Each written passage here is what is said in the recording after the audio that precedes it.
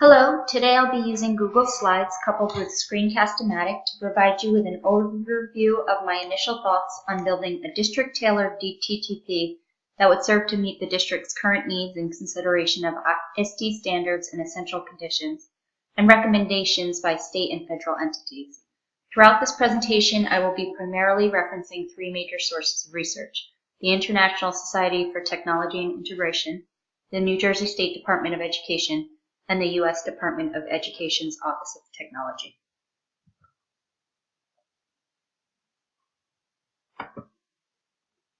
The New Jersey State Department of Education lays out four major goals in its educational technology plan. The objective of the plan is to demonstrate New Jersey Public Schools' dedication and efforts in meeting 21st century goals.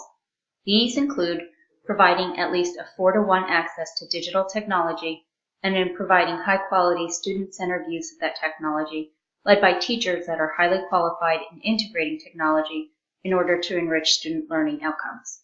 Throughout the policy, there is heavy reference to ISTE standards and essential conditions.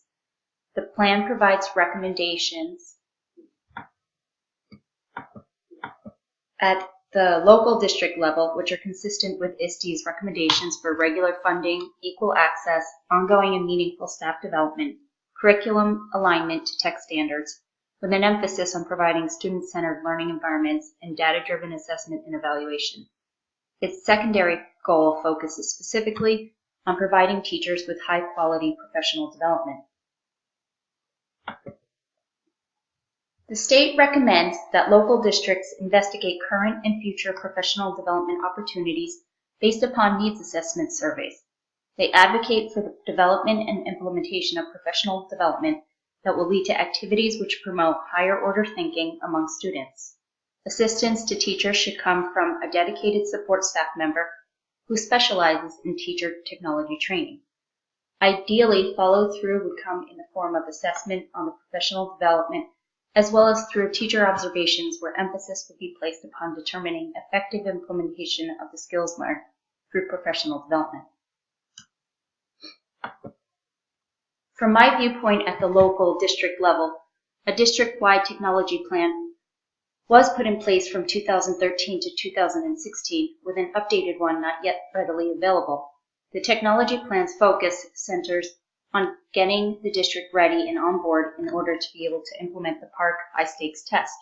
As a result, the district received a much-needed upgrade in its access to digital technology. We now have a greater than 4-to-1 access. We have an in-house IT tech specialist, and we have upgraded our phone, email, grading, and evaluation management systems to digitally based software platforms. As of this moment, my district does not currently have a technology training plan in place.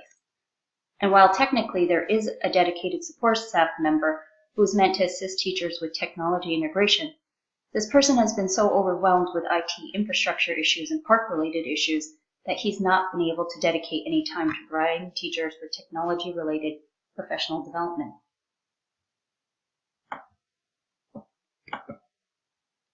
District technology training has been provided on rare occasions. Over the past 3 years, I was provided with the following 4 professional development opportunities: real-time management system, where we learn to access gradebooks, take attendance, input lesson plans, and access student data; Marzano evaluation, where we were provided an overview of the new evaluation software systems and how to access reports; Google Classroom, where there were voluntary professional development opportunities offered last year, learning how to access and share Google Docs and use presentational software; and the use of EdgeElastic, where teachers were presented in a large group format with EdgeElastic and shown how to look for and create a simple assessment. This year, we've been encouraged to use EdgeElastic to help mimic a digital testing platform to assist with scores on the PARCC. I do believe that my district lacks a clear vision when it comes to tech integration. A quick survey done on ISTE's site shows that my district is just beginning to address the reality of what 21st teaching and learning requires. The results of the needs assessment diagnostic on ISTE's 14 essential conditions shows highly unfavorable conditions in meeting ISTE standards. As a technology leader in my district charged with developing a technology training plan for staff, I feel that it's most essential to address teacher use of technology. An internal survey done for the 2013-2016 district tech plan showed that only 23% of the staff considered their technology skills to be advanced, and only 18% advanced enough to instruct others on technology. It's also notable to mention that less than 20% of my colleagues currently use Google Classroom. Many point to the lack of ease when having to share access to digital devices, while still many others do not feel there is any necessity in redeveloping activities when a textbook is available and curriculum is already aligned to its use.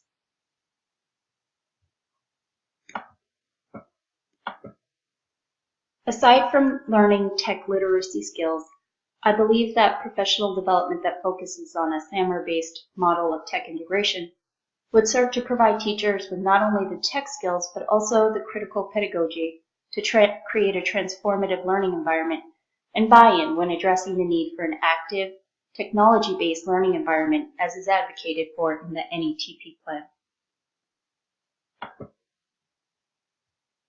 As I consider this week's readings and research in helping me to design high-quality professional development, I plan to focus my efforts in building a program that would assist staff in learning how to make better use of our existing technology. Ideally, the professional development will demonstrate the positive impact that tech integration can have in the learning and teaching process, and this in turn, I hope, will stimulate greater buy-in for its use.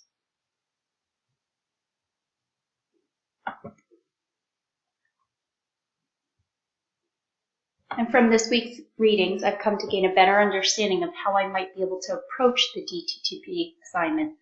For instance, I can see how important the development of MOOC learning modules would be in providing ongoing and timely access to professional development. My district's biggest obstacle with respect to providing PD has been related to finding universally shared free time. In the past and currently, the district has instituted delayed openings in order to overcome this obstacle.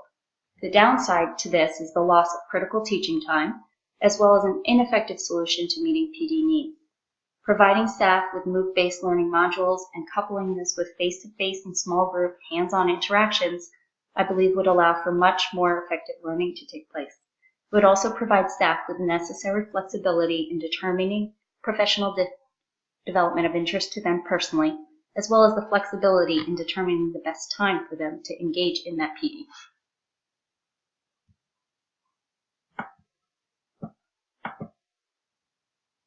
With a rigorous and flexible professional development training plan in place, I do believe there could be a number of positive implications. The district currently has a very weak school culture. Some of the students feel that they are not being provided with high-quality education. Much of the staff feels that administration lacks vision and insight in order to improve the quality of education at the school. Community members as a whole do not have an overwhelmingly positive view towards the school and the school climate. Student enrollment has been a pressing issue over the past few years, as students have opted to enroll at neighboring schools, both public and private. Improving the quality of professional development in the district could help turn this school around and begin to bring it up to speed with meeting the needs of today's learner. This concludes my presentation for UMUC Week 2. Thank you so much for watching.